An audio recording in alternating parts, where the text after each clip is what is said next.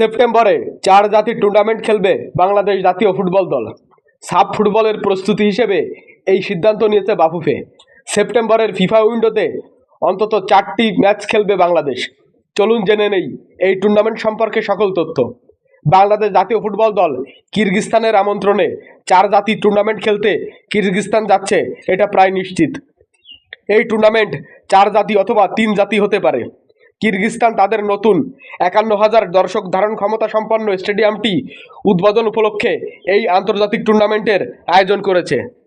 ইতিমধ্যেই কিরগিজস্তান ফুটবল ফেডারেশনের থেকে আনুষ্ঠানিক আমন্ত্রণপত্র পৌঁছেছে বাংলাদেশ ফুটবল ফেডারেশনের কাছে। এই বিষয়ে বাফুফে এবং বাংলাদেশ ফুটবল দলের কোচ টমাস ডুলির মধ্যে চূড়ান্ত আলোচনা চলছে। আগামী 21শে সেপ্টেম্বর থেকে এই ফিফা উইন্ডো শুরু হবে। এই টুর্নামেন্টে বাংলাদেশ, কিরগিজস্তান, লেবানন সহ মালদ্বীপ বা চাইনিজ টাইপের মতো দল অংশগ্রহণ করতে পারে। বন্ধুরা, বাংলাদেশ ফুটবলের সকল খবর পেতে আমাদের এই চ্যানেলটি সাবস্ক্রাইব করে পাশে থাকুন।